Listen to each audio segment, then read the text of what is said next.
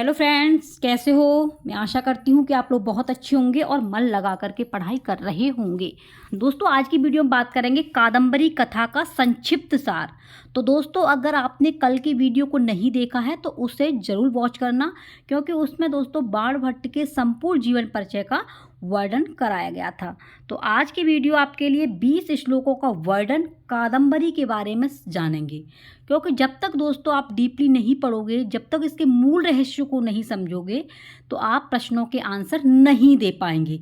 इसलिए फ्रेंड्स, आप संपूर्ण वीडियो को देखेंगे इसके अंदर। तो बात करेंगे आपके कादंबरी कथा का संक्षिप्त सार। इसमें 20 श्लोकों का वर्णन है और दोस्तों ये 20 श्लोकों में समस्त श्लोक वंशस्थ छंद में हैं। किस में हैं? वंशस्थ छंद में हैं। तो फ्रेंड्स, इसका पीडीएफ अगर प्राप्त करना है तो आप टेलीग्राम से जुड़ जाना, वहाँ पर पीडीएफ मिल जाएगा। और जितना हो दोस्तों इन नोट्सों को आप खुद लिखें, ठीक है। तो सबसे पहले बात करेंगे इसके कथा मुख भाग की। क्या है इसमें? कथा मुख भाग।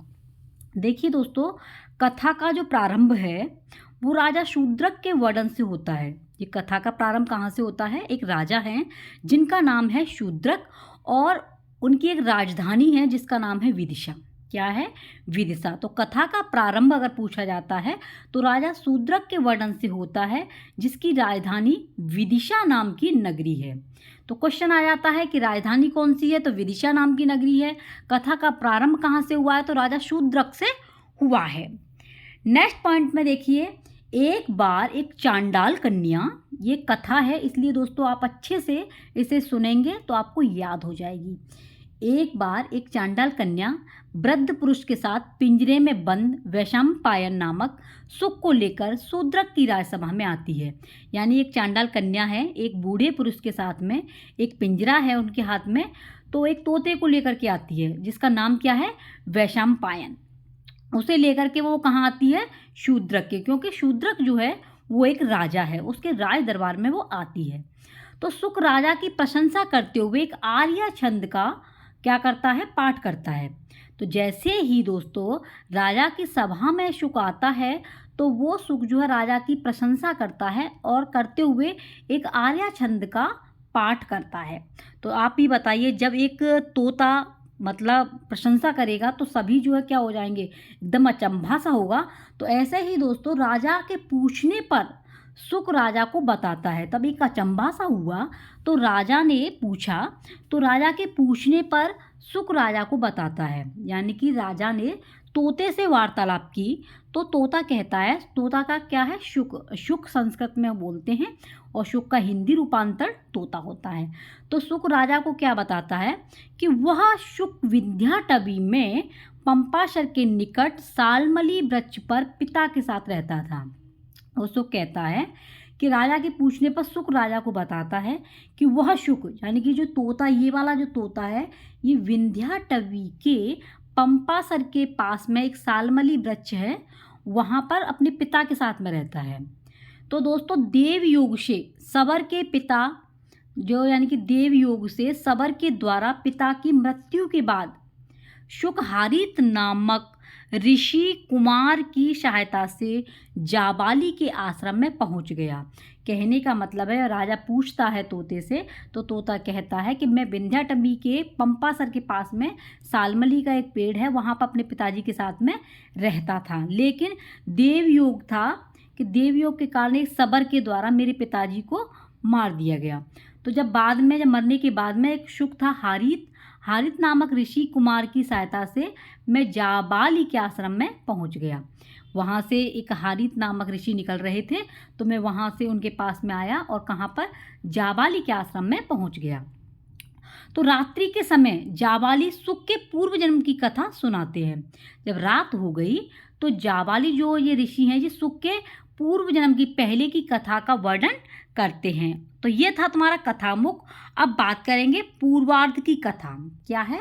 पूर्वार्ध की कथा में क्या है? ये तो यहाँ तक हो गया कि जो जाबाली जो शुक के पूर्व जन्म की कथा सुना रहे हैं, हारित उन्हें लेकर के आ गए जाबाली के आश्रम में। अब जाबाली जो हैं वो शुक के पूर्व जन्म की कथा का वर्णन करते हैं। अब ये भाग आ गया पूर्वार्ध, ठीक है। इसमें क्या होता है फ्रेंड्स? उज्जैनी नगरी की शासक जो उज्जैनी की नगरी है उसके शासक हैं तारापीड़। कौन है? तारापीड़ हैं। तथा इनकी रानी है विलासपति, यानी तारापीड़ की पत्नी का क्या नाम है? विलासपति। इन दोनों से चंद्रापीड़ जो है उत्पन्न हुए।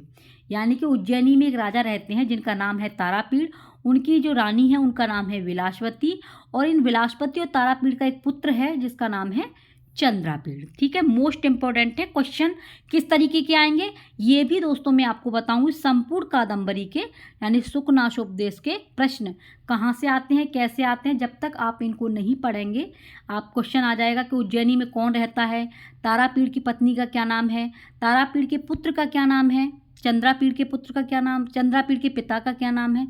इस तरीके के प्रश्न बन के आते हैं।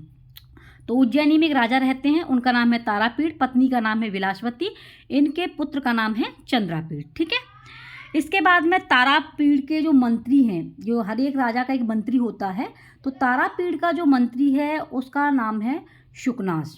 तारापीड़ के मंत्री का क्या नाम है? शुकनाश है। और शुकनाश की जो पत्नी है उसका नाम है मनोरमा। यानी जो शुकनाश कौन है? तारापीड़ का मंत्री है, और इनकी जो पत्नी है उनका नाम है मनोरमा। और सुकनास और मनोरमा से एक पुत्र उत्पन्न होता है जिसका नाम रखा गया वैशंपायन। ठीक है, तो आपको याद रखना है तारापीड़ और विलासवती से पुत्र हुआ था चंद्रापीड़, और सुकनास और मनोरमा से जो पुत्र उत्पन्न हुआ है उसका नाम है वैशंपायन। ठीक है, चंद्रापीड़ और वैशंपायन यानी चंद्रापीड़ और वैशंपायन में घनिष्ठ मित्रता हुई। कहने का मतलब है राजा का जो पुत्र है चंद्रापीड़ और मंत्री का जो बेटा है वैशंपायन, इन दोनों में बहुत ही घनिष्ठ मित्रता हो गई।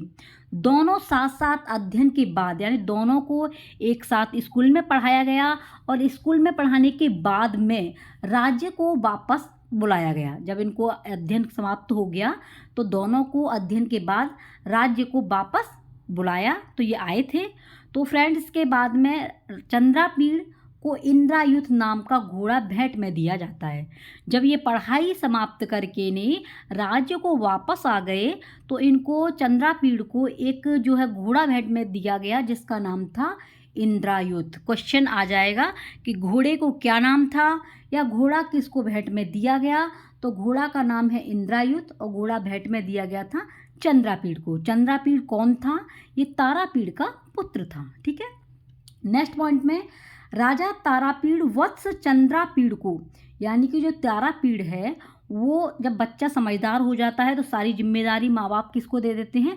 बच्चे को। अब चंद्रापीड़ थोड़ा समझदार हो गए हैं तो तारापीड़ चाहते हैं कि बच्चे का मतलब राज्याभिषेक किया जाए।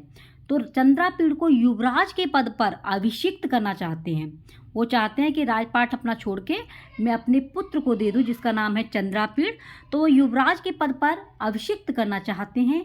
इससे पहले दोस्तों, इससे पहले क्या होता है, मंत्री शुकनास युवराज चंद्रापीड़ को यौवनावस्था व लक्ष्मी मद के उपदेश देते हैं, क्योंकि जब भी राज्य पर राजा बनाया जाएंगे तो उन्हें कुछ उपदेश दिए जाते हैं कि भ्रमित न हो। ठीक है, तो वो कहते हैं कि यौवनावस्था है तुम्हारी, ठीक है, और लक्ष्मी का तुम पर लक्ष्मी भी है। तो इस तरीके के जो है शुकनास अपने उनको राजा के पुत्र को उपदेश देते हैं। ठीक है, इसके बाद में जब उपदेश देते हैं तो इसके बाद में चंद्रापीड़ वैशंपायन के साथ दिग्विजय के लिए निकल पड़ता है। चंद्रापीड़ कहाँ पे जाता है? वैशंपायन के साथ में दिग्विजय, यानी कि उनके पास में काफ़ी धन संपत्ति तो थी ही, तो दिग्विजय को प्राप्त करने के लिए, दिग्विजय मतलब चारों दिशाओं को जीतने के लिए, और अच्छोत सरोवर पर एक शिव मंदिर में तपस्या कर रही महाश्वेता से मिलन होता है, यानी कि आपस में परिचय प्राप्त होता है। जब ये दोनों कौन कौन, चंद्रापीड़ और वैशंपायन जब दिग्विजय के लिए चले जाते हैं तो वहाँ पर एक अच्छोत सरोवर पड़ता है, और अच्छोत सरोवर के पास में एक शिव का मंदिर है। वहाँ पर एक तपस्या कर रही हैं जिनका नाम है महाश्वेता। तो महाश्वेता का मिलन होता है आपका वैशंपायन से। और महाश्वेता कहती है, जब इनका मिलन होता है तो आपस में इंट्रोडक्शन देते हैं, परिचय होता है, तो इसके बाद में महाश्वेता कहती है कि मैं अपने प्रेमी पुंडरीक की मृत्यु के विरह में तप कर रही हूँ। जब आपस में परिचय होता है तो महाश्वेता कहती है कि मेरा प्रेमी था वो जो है ख़त्म हो गए, तो उन्हीं प्रेमी पुंडरीक की मृत्यु के विरह में तपस्या कर रही हूँ। इसके बाद महाश्वेता अपनी सखी गंधर्वराज की पुत्री कादम्बरी से चंद्रापीड़ को मिलाती है। ठीक है, यानी कि ये आपकी महाश्वेता थी, इनका जो परिचय हुआ था वो हुआ था वैशंपायन से। तो वो बता देती है कि मेरा जो प्रेमी था जिससे मैं प्यार करती थी वो ख़त्म हो गए, तो उनकी मैं तपस्या कर रही हूँ, उनके विरह में मैं तप कर रही हूँ। तो इसके बाद में जो महाश्वेता थी तो उनकी एक सखी थी, दोस्त थी, जिनका नाम था कादम्बरी, और कादम्बरी के जो पिता थे उनका नाम था गंधर्वराज, वो गंधर्वराज की पुत्री थी। ठीक है, उससे क्या कराती है, कादम्बरी और चंद्रापीड़ को मिला देती है। इसके बाद में कादम्बरी और चंद्रापीड़ जब एक दूसरे को देखते हैं, जब कादम्बरी चंद्रापीड़ को देखते हैं, जब दोनों आपस में एक दूसरे को देखते हैं तो दोस्तों आपस में प्रेम हो जाता है। किसका, चंद्रापीड़ और कादम्बरी का। पिता की सूचना पर चंद्रापीड़ उज्जैनी लौट जाता है। जब दोनों को आपस में ये कादम्बरी और चंद्रापीड़ देखते हैं तो दोनों का प्रेम हो जाता है। इसी बीच में उनके पिताजी का किससे, चंद्रापीड़ के पिताजी की सूचना आती है कि आप जो है वापस आ जाएं। तो पिता की सूचना पर चंद्रापीड़ कहाँ पर वापस जाते हैं, उज्जैनी को लौट जाते हैं और वैशंपायन से बाद में आने को कह जाते हैं। ये तो चंद्रापीड़ तो वापस चले जाते हैं, लेकिन वैशंपायन से कह देते हैं कि आप यहीं पर रहिए, आप बाद में आ जाना। ठीक है, ये तो आपका पूर्वार्ध था। अब बात करेंगे उत्तरार्ध। अब उत्तरार्ध की कथा में क्या हुआ था, माता पिता से अनुमति लेकर चंद्रापीड़ कादम्बरी से मिलने के लिए चल दिया। पहले बुला लिया, वो वहाँ पहुँच गए। इसके बाद में माता पिता से आज्ञा लेते हैं और आज्ञा लेकर के चंद्रापीड़ कादम्बरी से मिलने के लिए निकल जाते हैं। वहाँ पहुँचकर महाश्वेता से चंद्रापीड़ को पता चलता है। जब वहाँ पहुँच जाते हैं तो वहाँ पर कौन मिलता है, महाश्वेता, जो तपस्या कर रही थी। तो महाश्वेता से चंद्रापीड़ को ये पता चलता है कि महाश्वेता के शाप के कारण वैशंपायन शुक योनि में परिवर्तित हो गया है। यानी कि महाश्वेता ने जो शाप दिया था वो शाप के कारण वैशंपायन को शुक योनि में परिवर्तित होना पड़ा है। चंद्रापीड़ मित्र के वियोग को सहन न कर सका और प्राण त्याग दिए। जब पता पड़ा चंद्रापीड़ को कि मेरा जो है फ्रेंड वियोग में, यानी कि मेरा फ्रेंड को शाप मिल गया है, वो शुक योनि में चला गया है, तो उसे ये वियोग सहन नहीं हुआ और उसने भी अपने प्राणों को त्याग दिया। इधर क्या होता है, चंद्रापीड़ के मृत शरीर को कादम्बरी जैसे ही दोस्तों स्पर्श करती है, छूती है, तभी आकाशवाणी एक शक्ति करता हुआ आकाशवाणी होती है और आकाश में चला जाता है। यानी कि एक आकाशवाणी करता हुआ आकाश में चला जाता है और कहता है कि इस शरीर को जलाना मत। किससे कहता है, जो आपकी कादम्बरी थी, चंद्रापीड़ तो यानी कि उसमें विरह में अपने प्राण त्याग देते हैं। जैसे वो छूती हैं तो एक आकाशवाणी होती है और वो कहती है कि इस शरीर को जलाना मत, इसमें पुनः प्राण आएगा और तभी तुमसे मिलन होगा। इधर दोस्तों चंद्रापीड़ का जो घोड़ा है अछोत सरोवर में कूद गया। यानी चंद्रापीड़ का जो घोड़ा था, आप घोड़े का नाम बताना, क्या नाम था। तो घोड़ा अछोत सरोवर में कूद गया और उसने कपिंजल के रूप में जन्म लिया। घोड़ा ने किसके रूप में, कपिंजल के रूप में जन्म लिया। उसने कपिंजल यानी चंद्रापीड़ और वैशंपायन के पूर्व जीवन तथा उनको दिए गए शापों की तथा स्वयं के अश्वयोनि प्राप्त करने की कथा वर्णित की। कहने का मतलब है जो घोड़ा था उसने चंद्रापीड़ और वैशंपायन को जो शाप दिया गया, वैशंपायन जो अपने मतलब जीवन त्याग दिया था, और जो घोड़ा था कपिंजल उसने अपने शाप की कथा सुनाई, वर्णित की और श्वेत केतु के पास में चला गया। सुक राजा शूद्रक को आगे बताता है, जो सुक था वो राजा शूद्रक को आगे बताता है कि जाबाली मुनि से वृतांत सुनकर मुझ में दिव्य वाणी और ज्ञान जागृत हो गया। जो मैं बोल रहा हूँ, जो मेरे अंदर शक्ति है, वो कहाँ से आई है, वो दोस्तों जाबाली मुनि से जो वृतांत सुना है उसकी दिव्य वाणी मेरे अंदर आ गई है। प्रातः काल मेरे मित्र कपिंजल से पिता शुकनास, कादम्बरी, महाश्वेता आदि के द्वारा यज्ञ की सूचना मिली। मैं अधीर माने क्या है, परेशान होकर उधर की ओर उड़ चला। तभी आराम करते समय रात में जाल में फंस गया और इस चांडाल कन्या के हाथ में आ गया। ये सब कुछ सुन करके मैं परेशान हो गया था, उधर से मैं उड़ रहा था। तभी मैं आराम करने के लिए, जैसे ही मैंने रात में सोचा कि मैं आराम कर लूँ, तो मेरे पास में क्या था, जाल फंसा हुआ था। उस जाल में मैं फंस गया और इसी कारण मैं इस चांडाल कन्या के हाथ में आ गया। आई होप फ्रेंड्स कि आपकी ये समझ में आ रहा होगा। इसके बाद चांडाल कन्या ने स्वयं को लक्ष्मी बताकर शुक और शूद्रक को वैशंपायन एवं चंद्रापीड़ बताया। यानी कि जो चांडाल कन्या थी वो कौन थी, वो लक्ष्मी थी, और शुक और शूद्रक को वैशंपायन एवं चंद्रापीड़ बताया। यह सुनते ही पूर्व जन्म के स्मरण से शुक और शूद्रक के शरीर निर्जीव हो गए। इतना सब सुना, इसके बाद में उनका शरीर क्या हो गया, वो स्मरण से शुक और शूद्रक, ठीक है। उधर चंद्रापीड़ के निर्जीव शरीर में यह सब सुन, पूर्व जन्म की कथा सुन ली, तो यह जब सुनी तो जो शुक था और शूद्रक था वो शरीर कैसा था, उनका निर्जीव हो गए थे। तो इसके बाद में चंद्रापीड़ के निर्जीव शरीर में जान आ गई। ये सब कुछ सुना, यानी कि पूर्व जन्म में ये निर्जीव हो गए। इधर जो है चंद्रापीड़ के निर्जीव शरीर में, जब ये निर्जीव शरीर था उसमें क्या आ गई, जान आ गई और उठ बैठा। तभी आकाश से पुंडरीक और कपिंजल भी अवतरित हुए। यानी कि दोस्तों कहने का मतलब है, वैशंपायन एवं चंद्रापीड़ बताया, ये पूरा वृतांत बताया, तो उनके पूर्व जन्म से ये स्मरण हो गया था, ये सारी चीज़ें स्मरण हो गई। और शुक और शूद्रक के शरीर में, यानी कि जो निर्जीव था वो कैसा हो गया, सजीव हो गया, सशरीर हो गया। इतना समझ में आ गया। इसके बाद में तभी आकाश से पुंडरीक और कपिंजल भी अवतरित हुए। इसके बाद कादम्बरी, चंद्रापीड़ और महाश्वेता, इसके बाद में कादम्बरी और चंद्रापीड़ और महाश्वेता और पुंडरीक का विवाह हो गया।